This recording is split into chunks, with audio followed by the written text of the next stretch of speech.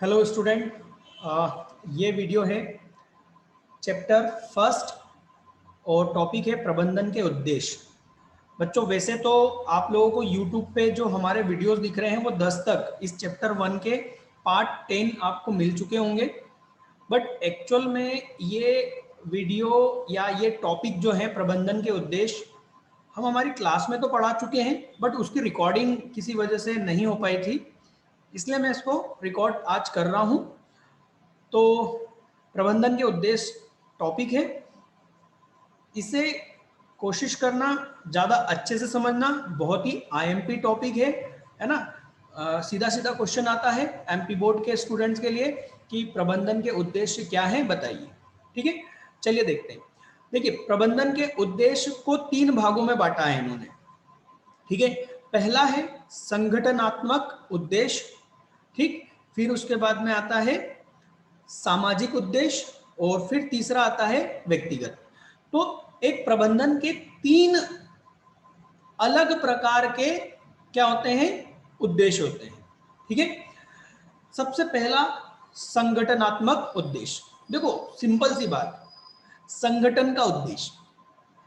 तो संगठन का मतलब क्या हुआ, जैसे कि कोई बिजनेस या कोई और चीज जिसमें बिजनेस नहीं होता है, राइट, जिसमें व्यापार नहीं होता है, तो वो संगठन क्यों बना, उसका सबसे पहले उद्देश्य।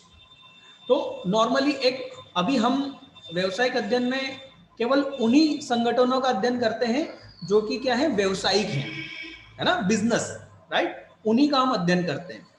तो यहाँ पर हम जिस संगठन की बात कर रहे हैं वो व्यवसायिक संगठन है, और एक व्यवसायिक संगठन का उद्देश्य क्या होगा बेटा, लाभ कमाना।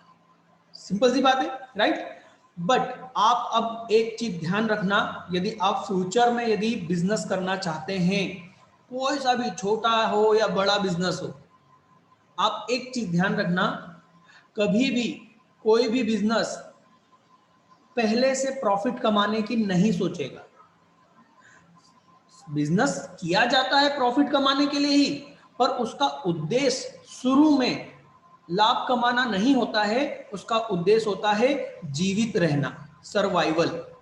देख रहे हैं आप यहाँ पर, जीविका, जीविका मतलब सर्वाइवल। एक सिंपल सी बात, मान लो आप एक जंगल में घूम गए हो, पिकनिक मनाने गए थे और आप पूरे ग्रुप से अलग हो गए हो, तो क्या आप वहां पर हरियाली का मजा लोगे, क्या यार कितना अच्छा हरियाली? नहीं, आप सबसे पहले वहां पर जीवित रहने के क्या करोगे, इंतजाम करोगे। भाई रात हो जाएगी, रात में क्या करोगे, कहाँ सोओगे, पानी कहाँ से आएगा, खाना कहाँ से आएगा। भाई आपको सबसे पहले ये सोचना पड़ेगा कि यदि आपको ढूंढते हुए दूसरे लोग आए उस जंगल में, तो आप उस जंगल में उनको जीवित मिलो। बात समझ में आ रही है? तो बिजनेस भी एक ऐसा बिजनेस है, मतलब जो मार्केट है वो मार्केट क्या है, जंगल है। बाजार क्या है, जंगल है। इसमें कई बिजनेस आते हैं और क्या हो जाते हैं, खत्म हो जाते हैं, है ना, मतलब मर जाते हैं। तो हमें बिजनेस में सबसे पहले यदि बिजनेस स्टार्ट किया जाता है तो हमें क्या उद्देश्य रखना पड़ता है कि जंगल रूपी जो बाजार है ना, बाजार कैसा है, जंगल, उसमें हम क्या कर सकें, सरवाइव कर सकें, जीवित रहें। कोई भी बिजनेस बेटा, कोई भी बड़ा बिजनेस जब चालू होता है ना, तो उसमें सबसे पहले ये डिसाइड किया जाता है कि हमें पहले उस बाजार में अपनी पकड़ बनानी है, अपनी पहचान बनानी है, उसके बाद ही हम प्रॉफिट का सोचेंगे। कोई सा भी सफल बिजनेस का सबसे पहला उद्देश्य यही होता है कि पहले वो अपनी जमीन उस मार्केट में पकड़ बनाए, राइट। वो पहले प्रॉफिट कमाने की नहीं सोच सकता। ठीक है, तो सबसे पहला उद्देश्य क्या हो गया, जीवित रहना, राइट, जीविका। प्रत्येक संगठन का मूलभूत प्रयोजन प्रतिस्पर्धात्मक, प्रतिस्पर्धात्मक का मतलब क्या हुआ, कॉम्पिटिटिव बाजार। देखिए, कोई सा भी आप बिजनेस करो, पहले से उससे संबंधित बड़े बिजनेस चल रहे हैं, तो आपको इस प्रतिस्पर्धात्मक बाजार में एक लंबी अवधि के लिए विद्यमान और कायम रहना है, मतलब वहां टिके रहना है। यह केवल तभी संभव है जब यह अपनी लागत को पूरा करने और लाभ कमाने में सक्षम हो।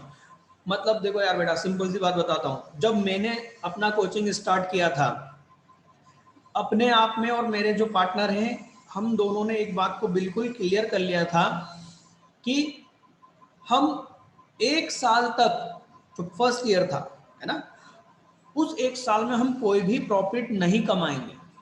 कमाना चाहते नहीं है बेटा, बात को समझो।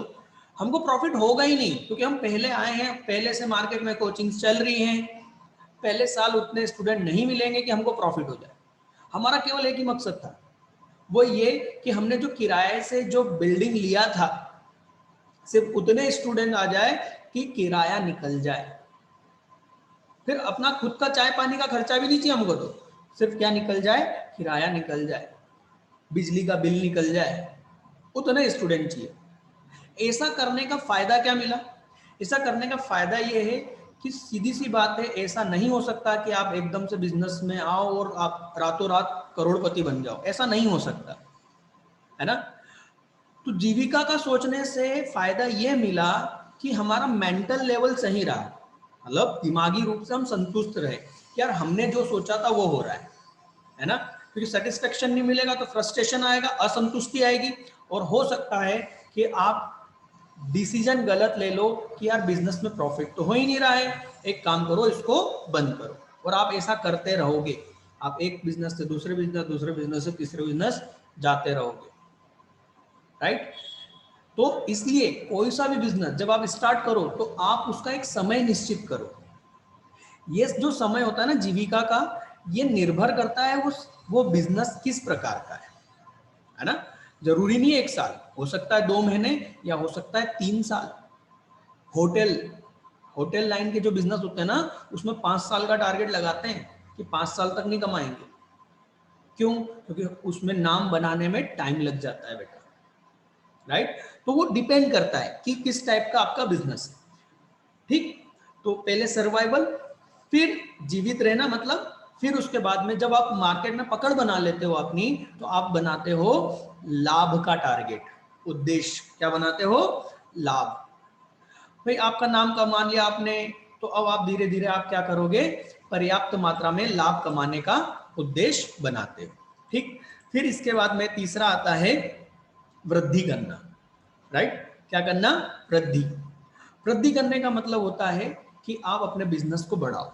मान लो आपका बिजनेस केवल एक शहर तक है, आप और एक और शहर में अपना बिजनेस बढ़ाओ, राइट, और एक और शहर में बिजनेस बढ़ाओ, सेल बढ़ाओ। मान लो आप अभी तक 10 लाख की सेल करते थे, तो आपने टारगेट बनाया कि नहीं, इस साल हम वृद्धि करेंगे, 5 लाख की 15 लाख की सेल करेंगे। आप अपने बिजनेस में मान लो अभी 500 कर्मचारी काम कर रहे हैं, आप बोलोगे 1000 कर्मचारी से काम करवाएंगे। कर्मचारी को बढ़ाना भी वृद्धि है। क्यों? 1000 कर्मचारी आप ऐसे ही थोड़ी बढ़ा लोगे, काम होगा तभी ना, है ना। तो इसको क्या बोलते हैं? वृद्धि करना, ठीक। बाजार में अभी तक जैसे हम बोले MI मोबाइल, आपने सुना होगा, Xiaomi, है ना। अभी फिलहाल जिस वक्त मैं वीडियो बना रहा हूँ, ऐसा कहा जाता है कि अभी 70% का मार्केट अकेला उसी का है, तो वो अपना और मार्केट में अपना परसेंटेज बढ़ाना चाहेगा, राइट। इसी को क्या बोलते हैं? वृद्धि करना, ठीक। बाकी ये नवविचार और उत्पादकता, बाजार स्थिति, ये सब नहीं करना, है ना। इसका कोई इतना वो महत्व नहीं है। आपसे कोई पूछे कि संगठन का उद्देश्य बताइए, तो संगठनात्मक उद्देश्य क्या होगा? ये 3: जीविका, लाभ और वृद्धि। बस 3 पॉइंट है, ठीक है। और यही मायने रखता है। बाकी तो ये आगे के जितने भी पॉइंट आ रहे हैं ना बेटा, ये सारे पॉइंट इस वृद्धि में ही आते हैं, अलग से कोई पॉइंट नहीं है ये, ठीक है। ये सब वृद्धि में ही आते हैं। तो प्रश्न पूछा जा सकता है बेटा, ध्यान से सुनना, पूछा जा सकता है कि प्रबंधन के उद्देश्य क्या है, तो आपको थोड़ा थोड़ा तीनों के बारे में बताना पड़ेगा। और प्रश्न सिर्फ ये पूछा जाता है प्रबंधन के संगठनात्मक उद्देश्य बताइए, तब आप क्या करोगे, इसको यहां से लेकर यहां तक आप इसको एक्सप्लेन करोगे, ठीक है। चलिए, तो नेक्स्ट आगे देखते हैं। यहां पर आता है हमारा सामाजिक उद्देश्य, प्रबंधन का सामाजिक उद्देश्य। बहुत आसान बात है। सामाजिक उद्देश्य का मतलब होता है कि बिजनेस जिस माहौल में रहता है, बिजनेस करता है, वो अपने समाज में अपनी जिम्मेदारी को महसूस करता है। वो मानता है कि समाज से उसको कुछ मिला है तो वो समाज को कुछ अच्छा दे, उसके लिए कुछ करे, बस यही है ना। जिसके लिए हम कुछ उदाहरण देख सकते हैं, जैसे कि भाई उचित कीमत पर गुणवत्ता वाली वस्तुएं क्या करना, देना, मतलब सही कीमत लगाना, ज्यादा कीमत नहीं लगाना, है ना, और अच्छी गुणवत्ता वाली चीजें देना। आधारभूत सुविधाएं जैसे कि विद्यालय, अस्पताल आदि उपलब्ध करवाना। जैसे मान लो आपकी फैक्ट्री शहर से बहुत दूर है ना, होता है ऐसा, कई फैक्ट्री है ना, देखो फैक्ट्रियां तो है ना एक्चुअल में शहर में नहीं होती है, ठीक है ना, वो अलग जगह ही बनाई जाती है, क्यों, क्योंकि उसमें से धुआं निकलना और ये सारी चीजें होती है। तो वहां पर आपका वर्कर आएगा और वहां रहेगा मान लो, तो उसके बच्चों को भैया विद्यालय की आवश्यकता होगी, वहां पर अस्पताल की आवश्यकता होगी, आपको वो वहां पर बनाना चाहिए, ठीक है, ये बात है। जीवन के स्तर को सुधारने में योगदान देना, भाई नई नई चीजें लाकर उद्योगपति क्या करते हैं, हमारे जीवन को क्या करते हैं, हमारे जीवन का स्तर बढ़ाते हैं। 2G मोबाइल से आज हम क्या कर रहे हैं, 4G मोबाइल चला रहे हैं, 5G आ जाएगा, हम घर बैठे बैठे देखो वीडियो पे आप लोग पढ़ रहे हो, ये कौन कर रहा है, ये बिजनेस कर रहा है, इससे हमारा जीवन का स्तर बढ़ रहा है, ठीक है।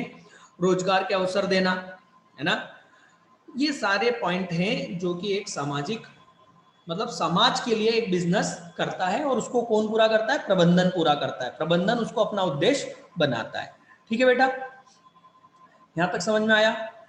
चलिए नेक्स्ट पॉइंट देखते हैं, व्यक्तिगत। आप स्क्रीन को रोक कर आप इन सारे उद्देश्य को रीड करके देख सकते हो बेटा, ये देख लीजिए, ठीक है, स्क्रीन को आप रोकिए, स्टॉप कीजिए और इन सभी को रीड कर लीजिए, आसान है। चलिए नेक्स्ट हम देखते हैं व्यक्तिगत उद्देश्य। कौन से, व्यक्तिगत। देखिए बेटा, एक कर्मचारी, ध्यान से सुनना, एक कर्मचारी आपके बिजनेस में क्यों काम करेगा, आपके लिए काम करेगा क्या, नहीं, वो अपनी सैलरी के लिए काम करना चाहता है, या उसका कोई और उद्देश्य हो सकता है, वो अपने निजी उद्देश्य के लिए आपके लिए काम कर रहा है, बात को समझो, है ना, आपके बिजनेस के लिए वो काम नहीं कर रहा है, उसका अपना कुछ उद्देश्य है जिसके लिए वो किसी जॉब में काम करता है। तो प्रबंधन का एक कर्तव्य होता है, एक उद्देश्य होता है कि वो अपने यहाँ जो भी कर्मचारी है उनकी आवश्यकताओं को ध्यान रखे कि वो व्यक्ति हमारे लिए, हमारे यहाँ क्यों काम कर रहा है। यदि उस कर्मचारी की आवश्यकता बेटा पूरी नहीं हुई तो क्या वो आपके बिजनेस में काम करेगा, नहीं करेगा, छोड़ के चला जाएगा वो, राइट। और एक अच्छे कर्मचारी को रोक के रखने के लिए आपको उसकी आवश्यकताओं को समझना होगा, नहीं तो अच्छा व्यक्ति कहीं और चला जाएगा और इससे आपको नुकसान होगा, ठीक। तो यहाँ पर बस यही बात है कि आप कर्मचारी के उनके निजी, व्यक्तिगत मतलब आवश्यकताओं को समझो। कर्मचारी प्रत्येक कंपनी के लिए अधिक महत्वपूर्ण संसाधन है ना, ये संसाधन किसी और को मिल जाएगा, अच्छा संसाधन, तो वो आगे निकल जाएगा, हम पीछे रह जाएंगे, है ना। और संतुष्ट होना चाहिए ऐसे कर्मचारी, है ना, प्रेरित होना चाहिए, मोटिवेटेड होना चाहिए, इसकी उनकी योगदान, उनकी उन्नति के लिए हमें कुछ करना होगा, उनका उद्देश्य बनाना, उनकी उन्नति के लिए क्या करना, अधिकतम काम करना, ये भी प्रबंधन का उद्देश्य होगा। इसमें क्या क्या हो सकता है, तो हम देख सकते हैं कि प्रतियोगितात्मक वेतन। अब ये क्या होता है भैया, इसका मतलब ये है कि मान लो आपके बिजनेस में एक अकाउंटेंट है ना, आपने अकाउंटेंट रख रखा है, उस अकाउंटेंट को आप 10,000 रुपए सैलरी दे रहे हो, पर आपकी जैसी सिमिलर एक और कंपनी है, वो अपने अकाउंटेंट को 15,000 रुपए सैलरी दे रहा है, तो आप क्या कर रहे हो, प्रतियोगितात्मक वेतन नहीं दे रहे हो। आपका अकाउंटेंट आपके कब तक काम करेगा, जरा सोच के देखिए, जब तक उसको क्या हो, मजबूरी हो। जैसे ही उसे कोई अच्छी कंपनी मिल जाएगी बेटा, जहां उसको उसकी उसी जॉब के अनुसार उसको क्या मिले, सैलरी मिले, वेतन मिले, तब, जब तक नहीं मिला तब तक तो आपके पास है, पर जैसे ही मिलेगा वो आपकी कंपनी छोड़ देगा, फिर आपको एक नया व्यक्ति मिलेगा जिसको आपको काम सिखाने में टाइम लगेगा, वो कुछ गलतियां करेगा, वो कुछ गलती करेगा तो आपका नुकसान होगा। तो कुल मिला के बात तो वही हो जाएगी। इसलिए आप उसको एक सही उचित प्रतियोगितात्मक वेतन, मतलब कोई और जो मार्केट में जो सही सैलरी चल रही है उतनी देना चाहिए। ठीक। दूसरा, उसके खुद के व्यक्तिगत विकास के लिए, वृद्धि के लिए आपको उसको क्या करना पड़ेगा, ट्रेनिंग देना पड़ेगी। समझ में आ रही बात? उसका काम में वो और एक्सपर्ट हो, इसके लिए आपको उसको ट्रेनिंग देते रहना चाहिए। वो एक्सपर्ट होगा तो उसकी इनकम बढ़ेगी, सैलरी बढ़ेगी, तो वो संतुष्ट रहेगा, संतुष्ट रहेगा तो वो आप क्या काम रखेगा, काम करता रहेगा। ठीक है। पदोन्नति मतलब उसका प्रमोशन, है ना। अकाउंटेंट है, सिर्फ अकाउंटेंट है, तुम एचओडी बना दो उसको, अकाउंट का हेड बना दो। भाई 10 साल हो गए ना, अब उसको अकाउंट का हेड बनाओ। 10 साल तक क्या जीवन भर वो क्या अकाउंटेंट की पोस्ट पे काम करेगा? नहीं, उसको उसका सीनियर बनाओ, है ना। सामान्य मान्यताएं, जैसे उसके आत्मसम्मान का भी वो रखो, उसके साथ में दुर्व्यवहार नहीं करो, है ना। उसकी रुचि और स्वास्थ्य का ध्यान रखो। ठीक। इसी को हम क्या बोलेंगे, व्यक्तिगत उद्देश्य। ये किसका उद्देश्य है? ये उद्देश्य है प्रबंधन का। क्या? कि वो अपने कर्मचारियों के निजी व्यक्तिगत उद्देश्य को भी ध्यान में रखे। इस प्रकार से ये यहाँ पर हमारा प्रबंधन के उद्देश्य वाला टॉपिक कंप्लीट होता है बेटा। सॉरी, एक्चुअल में ये वीडियो आपको करीबन चैप्टर 1 में पार्ट 5 या 6 के बाद में, प्रबंधन की प्रकृति के बाद में ये देखना था, पर किसी वजह से ये वीडियो रिकॉर्ड नहीं हो पाया था, तो आपको ये 11वें नंबर पे मिल रहा है। और बेटा एक बार आप जरूर बाकी के वीडियो जरूर एक बार और फिर से देखना, आपको ज़्यादा अच्छे से समझ में आएगा, क्योंकि कई बार बीच में मैंने प्रबंधन के उद्देश्य की बात कही है, शायद 7वें 8वें 9वें भाग में। ठीक है। तो आप बने रहिए हमारे साथ में, आप लोगों को आगे के वीडियो मिलते रहेंगे पूरे चैप्टर्स के। ठीक। चलिए मिलते हैं बेटा नेक्स्ट वीडियो में।